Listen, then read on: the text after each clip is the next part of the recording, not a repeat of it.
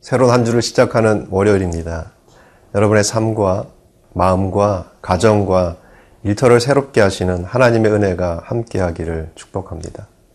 이 한 주간 여러분의 삶이 하나님 앞에 깨어있기를 축복합니다. 특별히 우리가 하나님의 말씀 앞에 자신을 세울 때 우리는 깨어있는 삶을 살 수 있습니다. 하나님과 한 주간 그리고 오늘 하루 정말 말씀으로 동행하는 귀한 삶을 살 수 있기를 축복합니다.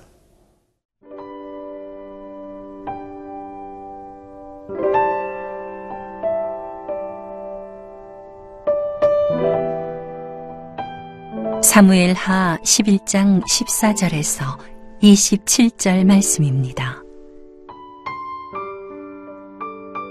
아침이 되매 다윗이 편지를 써서 우리아의 손에 들려 요압에게 보내니 그 편지에 써서 이르기를 너희가 우리아를 맹렬한 싸움에 앞세워두고 너희는 뒤로 물러가서 그로 맞아 죽게 하라 하였더라.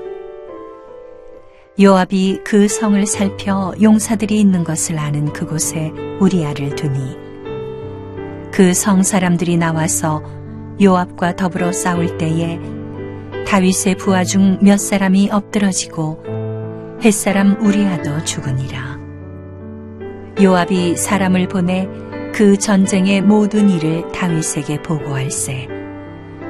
그 전령에게 명령하여 이르되 전쟁의 모든 일을 내가 왕께 보고하기를 마친 후에 혹시 왕이 노하여 내게 말씀하기를 너희가 어찌하여 성에 그처럼 가까이 가서 싸웠느냐? 그들이 성 위에서 쏠 줄을 알지 못하였느냐? 여룹베셋의 아들 아비멜렉을 쳐 죽인 자가 누구냐? 여인 하나가 성에서 맷돌 윗짝을 그 위에 던짐에 그가 데베스에서 죽지 아니하였느냐? 어찌하여 성에 가까이 갔더냐 하시거든 내가 말하기를 왕의 종 햇사람 우리아도 죽었나이다 하라. 전령이 가서 다윗에게 이르러 요압이 그를 보낸 모든 일을 다윗에게 아뢰어 이르되 그 사람들이 우리보다 우세하여 우리를 향하여 들로 나오므로 우리가 그들을 쳐서 성문 어귀까지 미쳤다니 활 쏘는 자들이 성 위에서 왕의 부하들을 향하여 쏘매 왕의 부하 중 몇 사람이 죽고 왕의 종 햇사람 우리아도 죽었나이다 하니 다윗이 전령에게 이르되 너는 요압에게 이같이 말하기를 이 일로 걱정하지 말라. 칼은 이 사람이나 저 사람이나 삼키느니라. 그 성을 향하여 더욱 힘써 싸워 함락시키라 하여 너는 그를 담대하게 하라 하니라. 우리아의 아내는 그 남편 우리아가 죽었음을 듣고 그의 남편을 위하여 소리내어 우니라. 그 장례를 마침에 다윗이 사람을 보내 그를 왕궁으로 데려오니 그가 그의 아내가 되어 그에게 아들을 낳으니라. 다윗이 행한 그 일이 여호와 보시기에 악하였더라. 왕의 자리를 지켜내지 못했던 다윗은 정말 큰 치명적인 실수를 하게 됩니다. 자신의 부하였던 우리아의 아내와 동침하게 되고 또 이 사건은 그것으로 끝나지 않고 밧세바가 임신을 하게 됨으로써 또 다른 국면으로 치닫게 됩니다. 다윗은 자신에게 자신의 이 범죄를 향해서 하나님께 주시는 거듭되는 경고를 무시하고 계속해서 이 죄를 덮고 모면하려고 했습니다.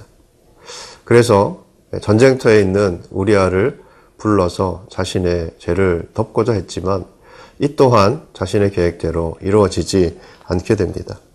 우리아가 너무 충성되고 신실한 신하였기 때문입니다. 다윗 앞에선 우리아의 신실한 고백은 어쩌면 다윗이 가장 듣고 싶어하는 기쁜 그러한 종의 고백이었을 겁니다. 하지만 그것이 다윗에게 결코 기쁨이 되지 못했고 오히려 이 우리아의 고백은 다윗에게 위협이 됩니다. 문제는 다윗에게 있었던 것이지요. 다윗은 우리아의 고백 앞에서 자신의 내면을 들여다보아야 했습니다. 점점 죄를 쫓아가는 자신의 모습을 돌아보며 그 죄의 길에서 떠나야 했습니다. 하지만 계속해서 다윗은 자신의 죄를 모면하려고 합니다. 그래서 또 다른 계획을 세우게 됩니다. 자신을 위협하는 요소를 제거하려고 했던 것이지요. 14절, 15절 말씀입니다. 아침이 되매 다윗이 편지를 써서 우리아의 손에 들려 요압에게 보내니 그 편지에 써서 이르기를 너희가 우리아를 맹렬한 싸움에 앞세워 두고 너희는 뒤로 물러가서 그로 맞아 죽게 하라 하였더라. 요압이 그 성을 살펴 용사들이 있는 것을 아는 그곳에 우리아를 두니 그 성 사람들이 나와서 요압과 더불어 싸울 때 다윗의 부하 중 몇 사람이 엎드러지고 햇사람 우리아도 죽으니라. 우리아를 설득하지 못한 다윗은 아주 비겁하고 비열한 방법으로 자신을 위협했던 우리아를 제거하게 됩니다. 우리아를 제거함으로써 죄 문제를 해결하려고 했던 것이지요. 요압에게 편지를 써서 우리아를 가장 싸움이 치열한 곳에 내보내게 해서 자연스럽게 전사한 것처럼 그렇게 꾸미려고 합니다. 그리고 요압은 다윗의 명령대로 우리아를 싸움이 가장 치열한 곳으로 내보내서 우리아가 그곳에서 전사하게 됩니다. 다윗은 이제 자신의 계획대로 자신이 저지른 죄를 덮을 수 있게 되었습니다. 그의 계략은 성공적인 것처럼 보입니다. 과연 그렇습니까?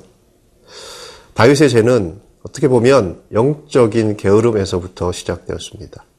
그것이 간음이라는 죄를 낳게 되었고 또 이 간음이라는 죄에서 돌이키지 못하고 그것을 덮으려고 하면서 그는 살인이라는 또 다른 죄를 향해서 나아가게 됩니다. 죄를 모면하려고 했지만 오히려 죄의 깊은 수렁 속에 빠져들게 된 것이죠. 여러분, 죄는 만만한 상대가 아닙니다. 덮을 수 있다고 생각하는 것 착각입니다.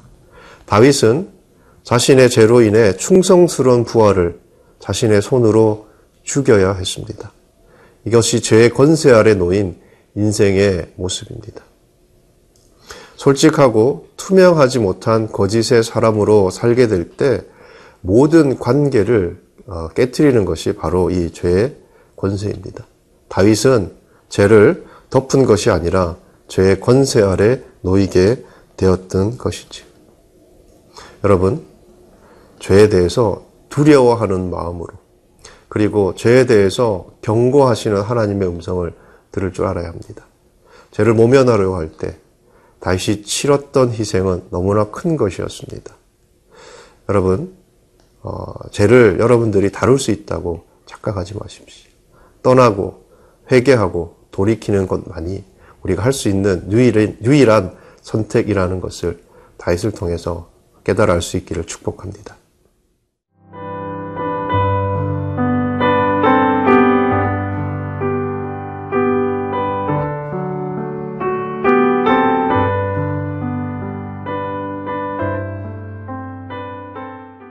우리아를 죽이라는 다윗의 명령을 받은 요압은 충실하게 그 명령을 수행합니다. 아주 치열한 전쟁터에 우리아를 내보내게 되고 우리아가 전사하게 됩니다. 그리고 요압은 이 사실을 다윗에게 보고합니다. 오늘 본문 18절부터 21절까지 말씀을 보면 요압이 다윗에게 가서 보고해야 될 내용을 전령에게 자세하게 일러줍니다. 그리고 그 요압의 보고에는 다윗과 요압만이 아는 은밀한 내용이 포함되어 있습니다. 요압은 다윗의 뜻이 옳은지 그른지를 따지지 않았습니다. 그냥 이유를 묻지 않고 다윗의 뜻에 따른 것이었지요.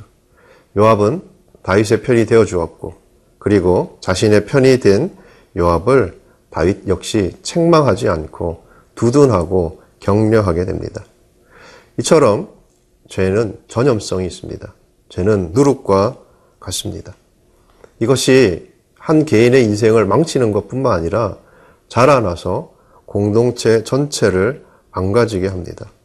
서로를 용납하고 격려하는 어떻게 보면 따뜻한 모습 같지만 다윗과 요압은 죄 안에서 연합했을 뿐입니다. 중요한 것은 우리가 그리스도 안에서 하나 되는 것이지 하나됨을 위한 하나됨이라는 것은 사실 무의미합니다.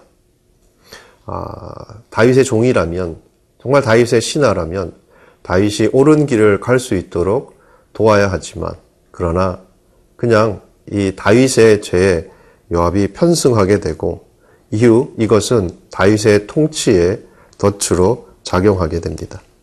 여기서 우리가 한 가지 질문해 보아야 할 것이 있는 것 같습니다. 우리아의 죽음에 대해서입니다. 우리아는 참으로 순전하고 신실한 사람이었습니다. 이 충성된 신하를 하나님께서 왜 죽도록 내버려 두셨는가? 오히려 이 죽어야 할 사람이 이 다윗이 아니겠습니까? 죄를 저지르고 그 죄의 대가를 지불해야 할 사람은 다윗인데 오히려 다윗이 아니라 우리아가 죽게 됩니다.